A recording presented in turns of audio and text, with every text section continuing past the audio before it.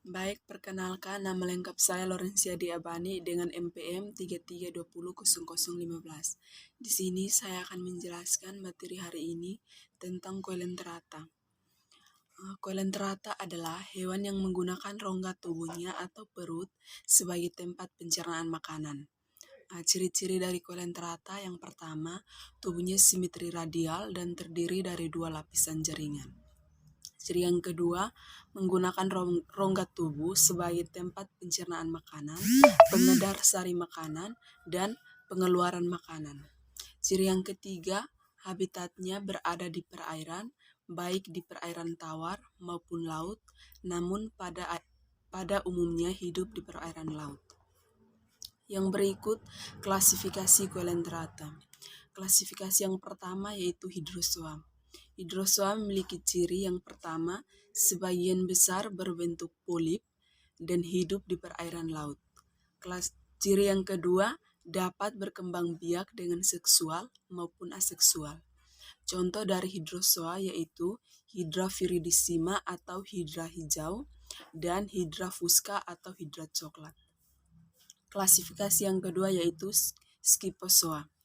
Ciri dari Scyphozoa yang pertama, bentuk tubuh menyerupai mangkuk atau cawan. Ciri yang kedua, hidup dengan dua bentuk yaitu medusa dan polip. Medusa adalah bentuk yang dapat bergerak bebas dan polip adalah bentuk yang menempel pada media dan tidak dapat bergerak. Ciri yang berikut memiliki kelenjar kelamin atau gonad. Ciri yang terakhir, hidup di perairan laut. Contoh dari Scyphozoa yaitu Aurelia aurita. Klasifikasi yang ketiga yaitu Anthozoa. Anthozoa memiliki ciri yaitu yang pertama, memiliki tubuh yang menyerupai bunga. Ciri yang kedua, mulutnya memanjang, bermuara di dalam tabung yang disebut stomedium. Ciri yang berikut memiliki tentakel di sekitar mulut dalam jumlah yang banyak. Contoh dari Anthozoa yaitu Fungia sp. Yang berikut kita masuk pada struktur tubuh coelenterata. Struktur yang pertama, tubuhnya terbagi atas endoterem atau lapisan luar dan endoderem atau lapisan dalam. Struktur yang kedua, yaitu untuk pertahanan tubuh, tentakelnya juga berfungsi untuk menangkap makanan. Struktur yang berikut terdapat osculum yang berfungsi sebagai mulut dan anus. Struktur yang berikut memiliki dua bentuk tubuh yaitu polip coelenterata yang artinya hidup tidak bebas atau menempel pada substrat tertentu. Medusa yang artinya hidupnya bebas. Yang berikut kita masuk pada peran dan manfaat coelenterata. Yang pertama, manfaat coelenterata. Manfaat yang pertama, sebagai bahan pembuat agar-agar. Yang kedua, bahan baku industri kosmetik. Yang ketiga, cindera mata atau hiasan. Yang keempat, koralnya dapat dijadikan sebagai bahan bangunan. Sekarang kita masuk pada peran ekologis coelenterata. Peran yang pertama, pada ekosistem laut, coelenterata berperan dalam mencegah abrasi daratan dengan menahan gelombang laut menggunakan terumbu karang. Peran yang kedua, dalam perairan berperan sebagai plankton. Peran yang ketiga, karang yang dihasilkan dapat dijadikan sebagai tempat perkembangbiakan biota laut. Peran yang keempat, dapat memperindah pemandangan dasar laut atau terumbu karang. Sekian hasil materi hari ini. Saya ucapkan terima kasih. Baik, perkenalkan nama lengkap saya Lorencia Diabani dengan NPM 33200015. Di sini saya akan menjelaskan materi hari ini tentang coelenterata. Coelenterata adalah hewan yang menggunakan rongga tubuhnya atau perut sebagai tempat pencernaan makanan. Ciri-ciri dari coelenterata yang pertama, tubuhnya simetri radial dan terdiri dari dua lapisan jaringan. Ciri yang kedua, menggunakan rongga tubuh sebagai tempat pencernaan makanan, pengedar sari makanan, dan pengeluaran makanan.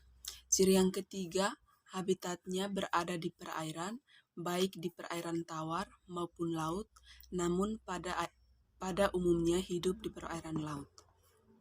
Yang berikut, klasifikasi Coelenterata. Klasifikasi yang pertama yaitu hidrozoa. Hidrozoa memiliki ciri yang pertama, sebagian besar berbentuk polip dan hidup di perairan laut. Ciri yang kedua, dapat berkembang biak dengan seksual maupun aseksual. Contoh dari hidrozoa yaitu Hydra viridissima atau hidra hijau dan Hydra fusca atau hidra coklat. Klasifikasi yang kedua yaitu Scyphozoa. Ciri dari Scyphozoa yang pertama, bentuk tubuh menyerupai mangkuk atau cawan. Ciri yang kedua, hidup dengan dua bentuk yaitu medusa dan polip. Medusa adalah bentuk yang dapat bergerak bebas dan polip adalah bentuk yang menempel pada media dan tidak dapat bergerak. Ciri yang berikut memiliki kelenjar kelamin atau gonad. Ciri yang terakhir, hidup di perairan laut.